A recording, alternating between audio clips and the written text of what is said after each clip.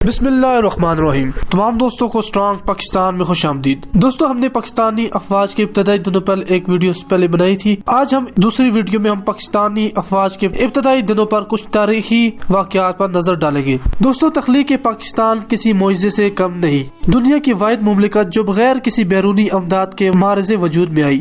ہندو leadership نے آخری viceroy lord Mount beaten کے تعاون سے اس مملکت خداداد کے لیے ہر طرح کے مسائل پیدا کیے۔ وہ اس غلط گمان میں مبتلا رہے کہ پاکستان چند ماہ سے زیادہ نہیں چل سکے گا۔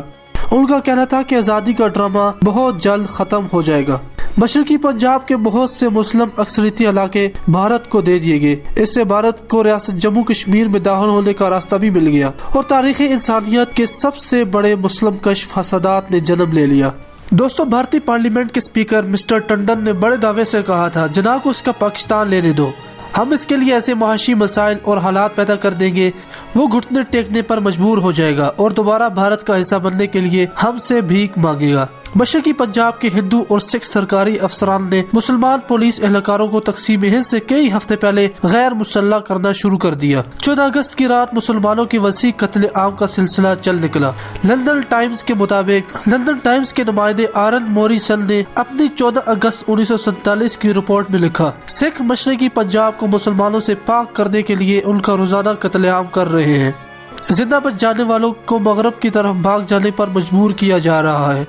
مسلمانوں کے دیہاتوں کو جلایا جا رہا ہے، املاک لوٹی جا رہی ہے۔ یہ قتل عام اس قدر منظم انداز میں ہو رہا ہے کہ صاف واضح ہوتا ہے کہ اس میں اعلیٰ سکھ قیادت بھی ملوث ہے۔ جلندھر کے ایک نامور سیاسی شخصیت خلیفہ امام الدین بکار نے تحریک پاکستان کے حوالے سے گراں قدر خدمات سر انجام دی۔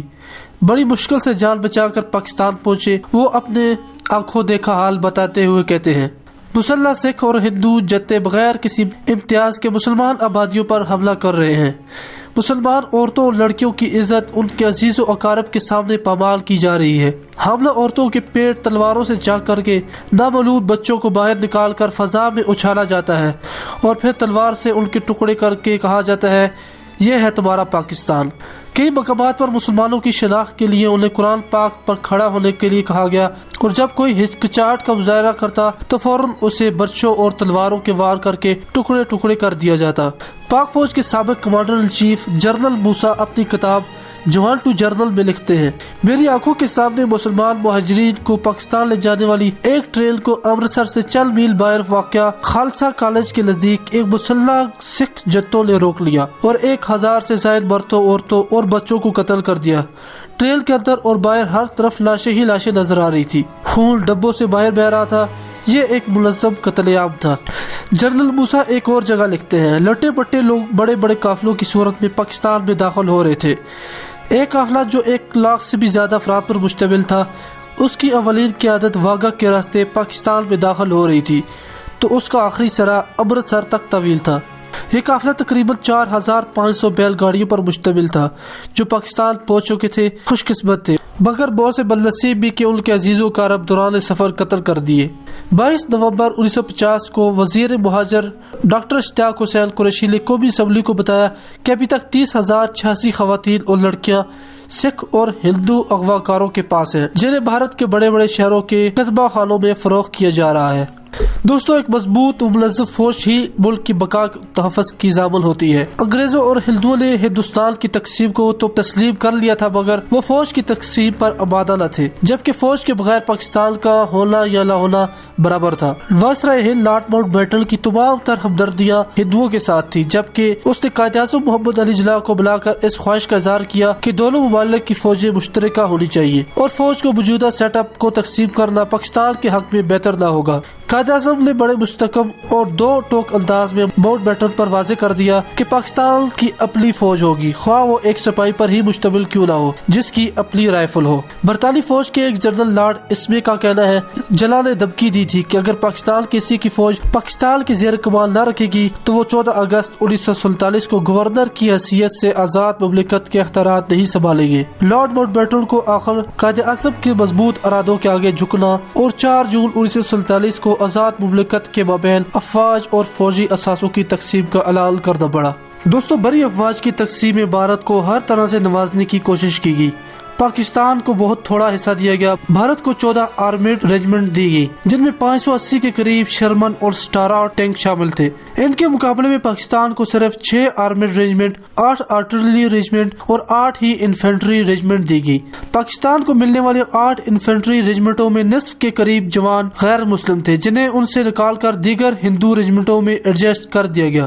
دوستو پاکستان کے حصے میں آنے والے 6 آرمیڈ ریجمنٹ میں 250 کے قریب 137 mm کے شرمن اور سٹارا ٹینک شامل تھے. متحد ہند کے کانگریسی وزیر دفاع سردار بلدیو سنگھ نے تقسیم ہند سے چند روز قبل یہ ٹینک ریجمنٹ بھارت کے دور دراز علاقوں میں منتقل کر دیے. ہندو اور سکھ سپاہیوں نے ان ٹینکوں کے انجنوں میں ریت ڈال دی اور یہ ایسی تکنیکی خرابیاں پیدا کر دی کہ انہیں طویل عرصے تک چلایا ہی نہ جا سکے. مارچ 2048 کو بھارت نے یہ ٹینک فراہم کرنے سے صاف انکار کر دیا. تقسیم ہند سے چند روز قبل مسلمان افسروں کو بھی بھارت کے دور دراز مقامات پر خالصتاً غیر مسلم یونٹوں میں ٹرانسفر کر دیا گیا.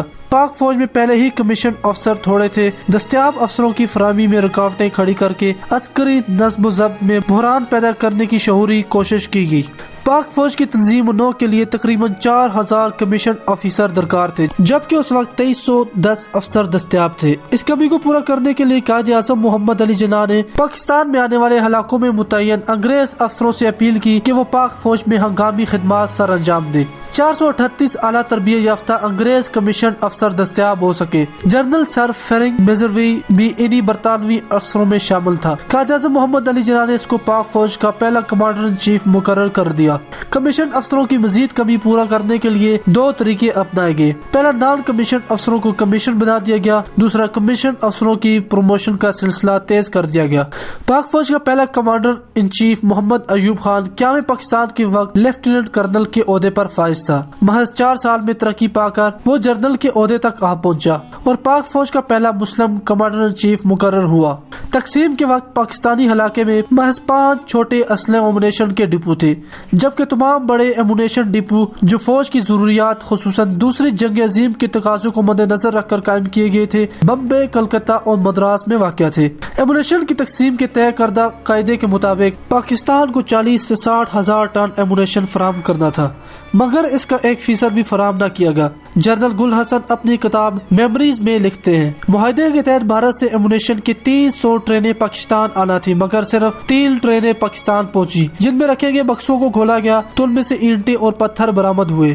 بھارتیوں کے رویے سے ہمیں مسلسل مایوسی کا سامنا کرنا پڑ رہا تھا. دوستو تقسیم ہند کے وقت بھارتی علاقے میں اسلحہ ساز بارود تیار کرنے کی 19 فیکٹریاں قائم تھی جن میں بڑی گن فیکٹری بھی شامل تھی. یہ تمام کے تمام بھارت کے حصے میں آئی جبکہ پاکستان میں ایک بھی اسلحہ گولہ بارود تیار کرنے کی فیکٹری نہ تھی. اسے ایمونیشن کی قلت پیدا ہونا ایک لازمی امر تھا. پاک فوج میں ایمونیشن کی قلت کا اندازہ یوں بھی لگایا جا سکتا ہے کہ ہر فوجی جوان کو سال بھر میں تربیت کی غرض سے محض 5 گولیاں چلانے کی اجازت تھی. پاک بڑی فوج کے پہلے کمانڈر ان چیف کی قیادت میں 6 ماہ کے اندر پاک فوج کی تنظیم و نو کچھ اس انداز میں کی گئی کہ جنرل ہیڈ کوارٹر راولپنڈی میں قائم کیا گیا. فوج کو 5 ڈویژنوں میں تقسیم کیا گیا. انفینٹری ڈویژن نمبر 7 راولپنڈی کے لیے مختص کیا گیا. ڈویژن نمبر 8 کراچی اور کوئٹہ کے لیے. انفینٹری ڈویژن نمبر 9 شمال مغربی سرحدی علاقوں کے لیے. انفینٹری ڈویژن نمبر 10 لاہور کے لیے اور انفینٹری ڈویژن نمبر 14 مشرقی پاکستان کے لیے. ایک آرمیڈ بریگیڈ بھی تشکیل دیا گیا جو تیسرا آرمیڈ بریگیڈ کہلاتا ہے. اس میں صرف 13 ٹینک تھے کیونکہ بھارت نے پاکستان کے حصے میں آنے والے 250 ٹینک دینے سے صاف انکار کر دیا. دنیا کا سب سے چھوٹا آرمیڈ بریگیڈ تھا جو رسال پور میں قائم کیا گیا. اس طرح ہر ڈویژن میں مطلوبہ تعداد سے 40 سے 50% جوان بھی کم تھے. بانی پاکستان قائد اعظم محمد علی جناح نے جب 14 اگست 1947 کو پاکستان کے پہلے گورنر جنرل کی حیثیت سے حلف اٹھایا تو انہیں سلامی دینے اور مارچ پاسٹ کے لیے کراچی میں صرف ایک کمپنی دستیاب تھی. اس طرح 21 توپوں کی سلامی کے لیے گولہ بارود بھی نہ تھا. ایمرجنسی میں راتوں رات شادی بیاہ کے پٹاخے بنانے والے ایک شخص سے توپوں کے لیے دیسی گولے تیار کروائے گئے. ایک آزاد مملکت کی عسکری بے کسی کا یہ حال تھا جسے آج بیان کرتے ہوئے آنکھیں نم ہوئی جا رہی ہیں. دوستو یہ وہی فوج ہے جو آج دنیا کی بڑی افواج میں شمار ہوتی ہے. اس حال کو کیسے پہنچی، اس کے شروع کے حالات کیسے تھے، یہ ہم نے آپ کو ان 2 ویڈیوز میں اس لیے بتایا کہ آپ کو اپنی تاریخ کا پتہ چل سکے کہ ہم کن حالات سے نکل کر ہم آئے. ہمارے پاکستان کے لیے جتنے سے جتنے برے حالات آ جائیں، یہ پاکستانی قوم ان حالات سے باہر نکل آتی ہے۔ تاریخ گواہ ہے کہ پاکستان کے لیے بڑے بڑے محاذ کھولے گئے، لیکن پاکستانی قوم ایسے باہر آئی جیسے کچھ ہوا ہی نہیں۔ دوستو اسی طرح کی اور ویڈیوز ہم بناتے رہیں گے۔ چینل کو سبسکرائب کریں اور نوٹیفیکیشن کو بھی آن کیجیے تاکہ تمام معلومات آپ کو ملتی رہیں۔ ہمارے دوسرے چینل آن ٹاپ کو بھی سبسکرائب کریں، اس کا لنک ہم ڈسکرپشن میں اور کمنٹس باکس میں دے دیں گے۔ ہمیں اجازت دیجیے، خدا حافظ۔